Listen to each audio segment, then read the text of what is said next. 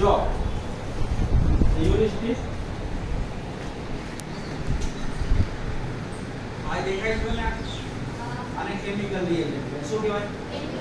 હવે જો વધારે પડતું બહાર રહેશે તરત આપણે એક સ્ટ્રીપ કાઢી તરત બંધ કરી દેવાય. જો વધારે બહાર રહેશે તો ઓક્સિજન જશે ને અંદર હવા જશે તો હવા જાય તો શું થાય? બગડી જાય. શું થાય? બગડી જાય. એટલે આ કેમિકલ રિએજન્ટ એટલે બગડી જાય એટલે તરત આપણે છોડીને તરત જ યાદ રાખજો શું કરવાનું? તરત જ બંધ કરી દેવાનું. હવે આની અંદર જે છે કલર બ્લુ કલર છે ગ્લુકોઝ અને યલો કલર પ્રોટીન. એને પેશન્ટને શું કહેશું આપણે કે મિક્સ સ્ટ્રીમનું યુરિન લઈને આવો. શું કહેવાનું છે? તેનાથી આપણે યુરિન સુગર અને આલ્બ્યુમિનનું આપણે એનું પ્રોસિજર જોવાનું છે કે એના યુરિનની અંદર સુગરનું પ્રમાણ કેટલું છે. આલ્બ્યુમિન કેમ જોવામાં આવે? તો આલ્બ્યુમિન કિડનીનું ફંક્શન બરાબર છે કે કેમ શું જોવાનું છે એમાં? કે કિડનીમાંથી પ્રોટીન જાય છે કે કેમ. તો એના માટે થઈને આગળ જે ડાયાબિટીસ વાળા પેશન્ટ હોય એટલે કિડની કામ કરશે અને ગ્લુકોઝનું પ્રમાણ જે છે એ ચેક કરવાનું. આ પ્રોસિજર બહુ સહેલો છે. તમારે એકદમ સહેલો પ્રોસિજર આ.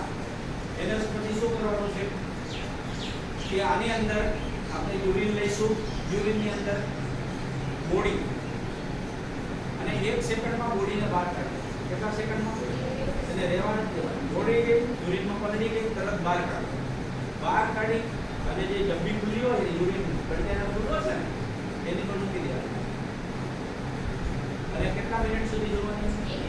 1 કેટલા મિનિટ સુધી? તો 1 મિનિટ સુધી જ્યારે ચેક કરો ત્યારે એની સાથે પછી આપણે શું કરશું? આની અંદર આ સ્ટ્રીપમાં જો સુગર અને આલ્બ્યુમિન કિડનીની અંદર એનો પ્રોબ્લેમ હશે તો આ કલર ચેન્જ થશે. તો એની સાથે આપણે કલરને આવી રીતના મેચ કરશું. દેખાય જાય હે ને? હવે જગત એક આ સેમ ટુ સેમ કલર છે તો શું આવશે? નીલ. નીલ યુરિન સુગર અને આલ્બ્યુમિન નીલ. એના પછીનો કલર આવે છે ડાર્ક થોડો તો 1 પ્લસ. હવે માનો કે એકલું આ બ્લુ બદલાય છે નીચેનું બદલાતું તો આલ્બ્યુમિન નીલ પણ સુગરનું પ્રમાણ પછી ચેક થતું. ઘણીવાર સુગર નીલ આવે તો આલ્બ્યુમિન.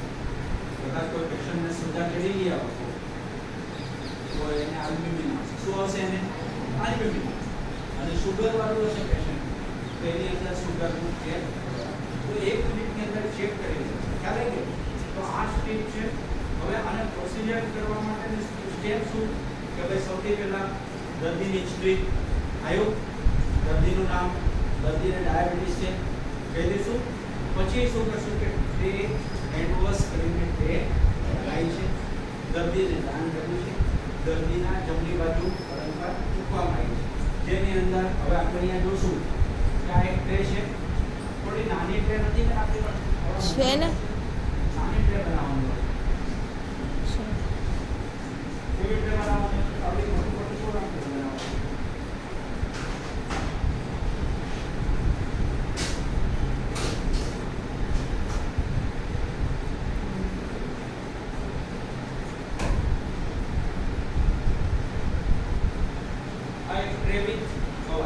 સૌથી પહેલા શું કહેવાનું છે? હેન્ડ વોશ કરીને ટ્રે બનાવેલી છે. બરાબર છે?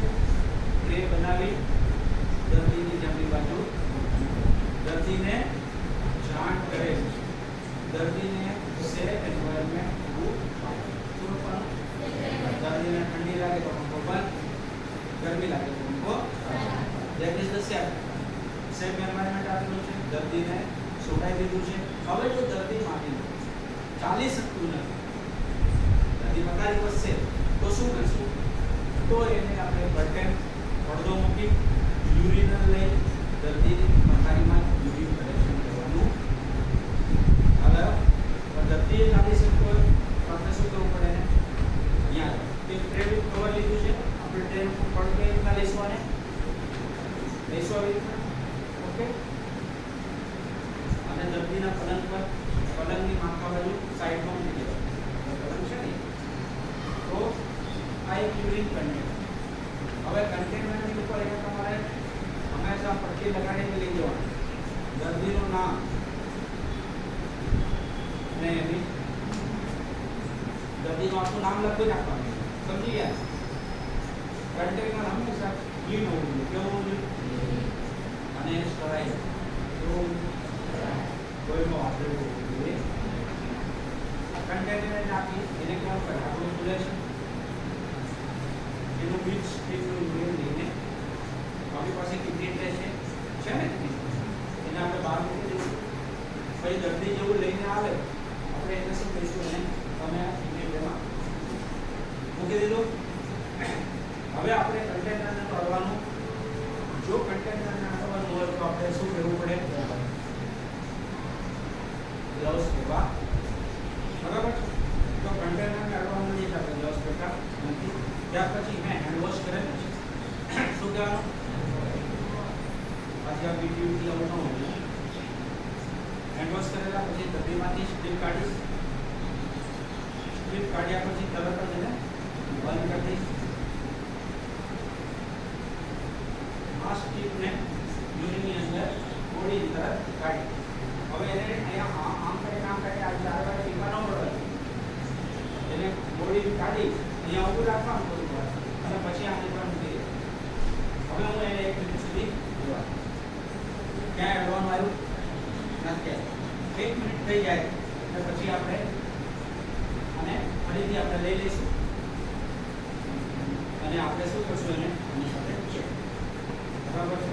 તો ચેક કર્યું છે તો અત્યારે મારે કોઈ કલર ચેન્જ થાય તો એ એની અંદર યુરિન શુગરનું પરંતુ જો ડાયાબિટીસ દર્દી દવા લે છે અને ડાયાબિટીસ આવે તો હવે આપણે શું કરશું? આ પ્રોસિજર પહેલા પ્રોસિજરની વાત કરીએ. તો પ્રોસિજર શું છે? એનું શુગર અહીંયા આપણે ચાર્ટ બનાવીશું. એક વખત દર્દીનું નામ ઉપર લખશું. એનું ચાર્ટ કેવી રીતના બનાવીશું? આપણે બનાવવામાં પેશન્ટનું નામ લખો. આપણે બધાએ નર્સિંગ રેકોર્ડ બનાવીને લઈ જવાનું જોડે કોરા કાગળ. દર્દીનું નામ પછી વોર્ડ લખો. વોર્ડ બરાબર. ઓકે. અહીંયા લખો ડેટ. એક કોલમમાં ડેટ બરાબર. પછી લીટી દોરો આખી. હા. પછી અહીંયા લખો પ્રોસિજર. હવે અહીંયા લખવાનું લીટી દોરો આલ્બ્યુમિન અને સુગર. પહેલા સુગર લખો. સુગર આલ્બ્યુમિન અને લીટી દોરો આલ્બ્યુમિન અને સાઇન નું કોલમ તો સાઇન કેટલા કોલમ થયા? 1 2 6 બરાબર. હજુ એક કોલમ લ્યો ડેટ પછી ટાઈમ લખો. 7નું column date and time. Date and time ભેગું કરના. Date and time. ઓકે. હવે એની અંદર આપણે લખીએ છીએ ડેટ આજથી લખો 2 9 24 સવારના 9:30 વાગે 9:30. પ્રોસિજર કયો કર્યો આપણે? Urine sugar and albumin. Strip method. શું લખશું આપણે? Strip method. હા, સ્ટ્રીપ મેથડ. ઓકે. અને એની અંદર સુગર લખો. સુગર 3 પ્લસ આલ્બ્યુમિન ની અને તમારી સાઇન. હવે આ આવી ગયું. ઓકે. એટલે એનો મતલબ શું થયો? એનો મીનિંગ શું થયું? કે દર્દી દવા લે છે છતાં ડાયાબિટીસ સુગરનું પ્રમાણ આવે છે. હે ને? તો અહીંયા આપણે પછી શું કરશું? તો આ રેકોર્ડ થઈ ગયું. પછી આપણે હેન્ડ વોશ કરશું. બધા સાધારણ યુરિન કન્ટેનરને એને ડિસ્કાર્ડ કરશું. કિડની બધાને આપણે ક્લીન કરવા લઈ જઈશું અને નર્સિંગ રેકોર્ડમાં રેકોર્ડ. ત્યાર પછી આપણે શું આપણું હેલ્થ એજ્યુકેશન. શું આપશું? Health education. તો હેલ્થ એજ્યુકેશનમાં શું આપશું? કે ડાયાબિટીસ છે ને, દવા લે છે છતાં ડાયાબિટીસ. તો ભાઈ તમારે હવે એને કઈ દવા લેશો છતાં ડાયાબિટીસ છો તો આપણું હેલ્થ એજ્યુકેશન શું થાય? કે ભાઈ તમે જે દવા લો છો છતાં ડાયાબિટીસ આવે છે તો તમે કયા પ્રકારનો ખોરાક લો છો? નંબર તો એક ખોરાકની અંદર જો તમે રાઈસ ખાતા હોય તો બિલકુલ બંધ કરો. શું લેવાનું? ચોખા બિલકુલ ખાવાના નથી. ગોળ ખાતા હોય તો બંધ કરો. બીજું, જમી લીધા પછી તરત સૂઈ નહીં જશો. જમી લીધા પછી મિનિમમ તમે અડધી કલાક કે 20 મિનિટ થોડું વોકિંગ, બરાબર છે, વોકિંગ કરી લો થોડીક, એટલે કે તમારી કસરત. ત્રીજી વસ્તુ, તમે શું સવારમાં ઉઠીને રોજ વોકિંગ કરો છો? તમારી ડેલી લાઈફ સ્ટાઇલ શું છે? તમે ચાલો છો કે નથી ચાલતા? કસરત કરો છો કે નથી કરતા? તો નથી કરતા તો કરો, બરાબર છે. તમને જ્યાં તમને જવાનો સમય મળે, જે રીતના જવાનો સમય મળે તે રીતના કરો. ચોથી વસ્તુ, ત્રીજી ડાયટ થઈ ગઈ. ચોથી વસ્તુ શું કરવાનું છે કે ભાઈ હવે તમે ડાયાબિટીસ છે, દવા લો છો છતાં ડાયાબિટીસ છે, તો તમે ચાલો છો ત્યારે શું ચપ્પલ પહેરો છો કે બૂટ પહેરો છો કે શું પહેરો છો? તો તમારે ક્યારેય ઉઘાડા પગે ચાલવું નહીં. તો ચાલશો, ડાયાબિટીસ છે, તમને કઈ વાગી જશે તો ત્યાં પાકી જશે, પાકી જશે તો પછી વધશે નહીં. એટલે આ હેલ્થ છે. ત્રીજું, આગળ એમ નહીં કહેવાનું કે સમયસર દવા લો, દવા તો લેવાનો જ છે. દવા સિવાય તમે કેવી રીતના ડાયાબિટીસને કંટ્રોલ કરી શકે? That is the health. બરાબર, આપણે એમ કે દવા સમયસર લઈએ ને, દવા તો ટાઈમસર લે છે, દવા ઉપરાંત તમે કયું એને સલાહ આપો છો કે જેથી તમે ડાયાબિટીસમાં. બીજી વસ્તુ કહેવાની કે તમને જો બરાબર દેખાતું નથી, તો દેખાય છે, નહીં દેખાતું હોય તો તમે નિયમિત આંખની તપાસ કરાવવાની. બરાબર. પાછા આગળ કે તમે જો જમવાની અંદર ઘી, તેલ એવું ખાતા હો તો શું કરશો? લીલા શાક બટેકા ખાતા હો, આ આપણું એ હેલ્થ એજ્યુકેશન જેવું પહેલો છું જે તમને સમજાવ્યું એ હેલ્થ એજ્યુકેશન તમારે ડ્રો કરો. શું કરવાનું? અને પછી સ્ટેટિસ તો તમારું આ તમારું પેલા 60% સિઝન હવે 40% વાત છે. બીજું શું બાકી રહી ગયું? એર પ્લાન કરવામાં હવે શું બાકી રહી ગયું? એર પ્લાન શીખો. હવે એનું સાયન્ટિફિક સૂર્ય એટલે ઇંગ્લિશ સૂર્યને આધુનિક પ્રોસેસમાં સાયન્ટિફિક પ્રિન્સિપલ શું હોઈ શકે? હે હેન્ડ વોશ, પછી હે હેન્ડ વોશ આવી ગયું કોન્સન્ટ્રેશન. પછી બીજું શું છે?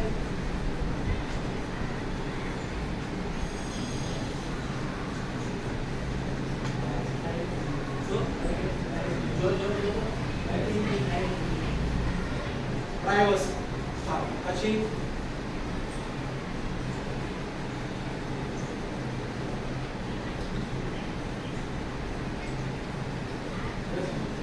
પછી એમાં કયા સાયન્ટિફિક પ્રિન્સિપલ લખી શું આવશે? કોમનલી આપણને સાયન્ટિફિક પ્રિન્સિપલ પૂછવામાં આવશે. તો ભાઈ સાયન્ટિફિક પ્રિન્સિપલ શું છે એની?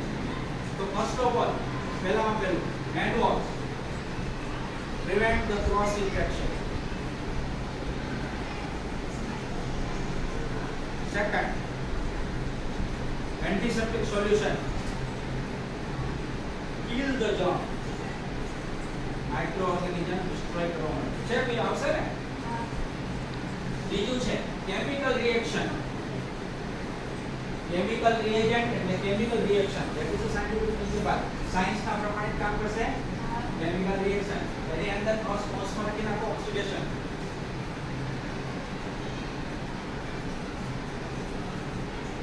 ચોથું પ્રાઇવસી.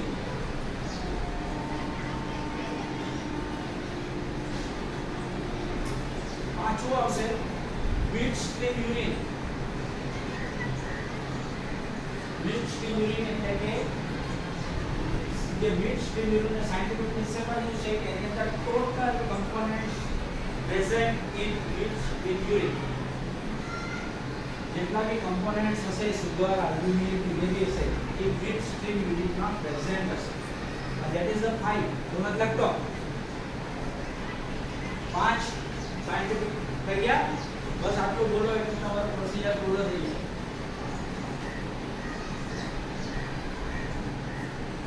ખ્યાલ આવ્યો કે નહીં આવ્યો? આટલું પ્રેઝન્ટ કરો પ્રોસિજર એટલે તમારે ક્લિયર થઈ જાય. તો અહીંયા આ પ્રોસિજરમાં કોઈ કઈ તકલીફ છે? ચલો ચલો બેન, એકતા બેન પ્રેઝન્ટ ખ્યાલ આવી ગયો? ઓકે. પ્રોસિજર એ પહેલા હેન્ડ વોશ કરવાનો. હેન્ડ વોશના સ્ટેપ આવે છે. તો પહેલા હેન્ડ વોશના સ્ટેપ બતાવો. બેસી જાઓ.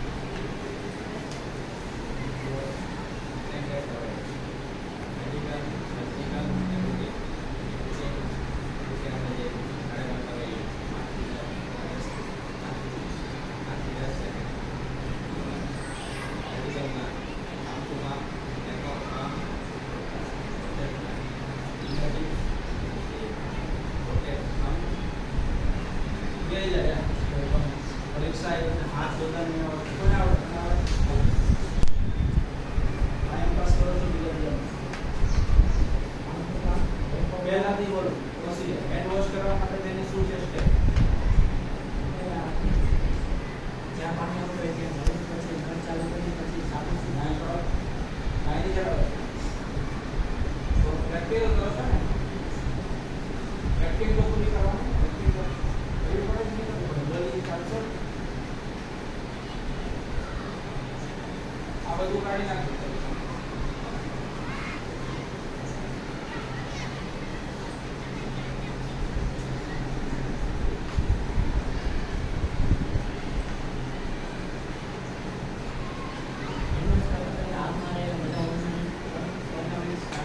દૂરમાં બોલો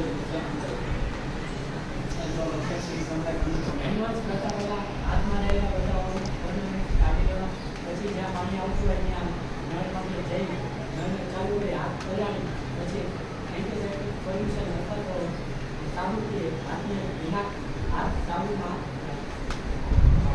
સાબુથી લગાડી દેવા સાબુ લગાડી જ્યારે મીણ ન મળે ત્યાં સુધી ઘસવા પછી palm to palm back of palm knuckle rotate thumb single tip અને બ્લિસ આ આપણે 6 સ્ટેપ છે કેટલી વાર કરવાની એ આપણે માનો કે ક્લિનિકલ કરવાનું ને આપણે પહેલા તો ક્લિનિકલ કેટલી વાર કરશું તો palm to palm 10 palm to palm 10 વખત આમ તો કામ પછી આવે 10 લખો બેન બધા નહીં આવડે જેને નહીં આવડે ને તો લખી લો પહેલામાં પહેલું સ્ટેપ છે પામ ટુ પામ ન આવડતું હોય તો પછી બધાને આવડી જાય એવું કરતો છોડી દો પહેલું પામ બોલ પામ ટુ પામ 10 વખત પછી એવી રીતના બીજા બીજા હાથે palm to palm palm to palm 10 ને 10 કેટલા થયા 20 સેકન્ડ પછી પછી back to palm back to palm 10 વાર પછી અહીંયા પછી પોઝિશન જુઓ હવે આ બી જુઓ પાછા આ કેવી રીતના કરે છે જુઓ બધા બતાવો લખવા દેશે પછી બેક ઓફ પામ બરાબર છે એવી રીતના બીજા હાથમાં બેક ઓફ પામ પછી નકલ જુઓ સામે જુઓ નકલ કેવી રીતના કરે છે પછી નકલ કહેવાય આટલી વાર એના અંદર ના ઘસવાનું આપણે એટલે નકલ કહેવાય 10 વાર કેટલી વાર પછી રોટેટ થંબ આમ કેવી રીતના પકડો છે જુઓ નીચો રાખવાનો ખંભો એવી રીતના બીજા હાથ પછી ફિંગર ટીપ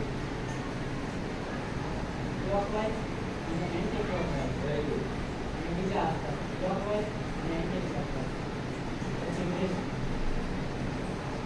ઓકે આ આપણે 2 મિનિટ સુધી 120 સેકન્ડ થાય છે તો એ આપણે ક્લિનિકલ હેન્ડ વોશ છે કયું છે આ ક્લિનિકલ હેન્ડ વોશ બતાવ્યું બધું લાસ્ટ પામ ટુ પામ પછી હવે આગળ પામ ટુ પામ પછી બેક ઓફ પામ પછી નકલ પછી રોટેટ થંબ પછી ફિંગર ટીપ અને ક્લોકવાઇઝ એન્ટી ક્લોકવાઇઝ પછી એન્ટી ક્લોકવાઇઝ પછી આ બેઝ ચાલો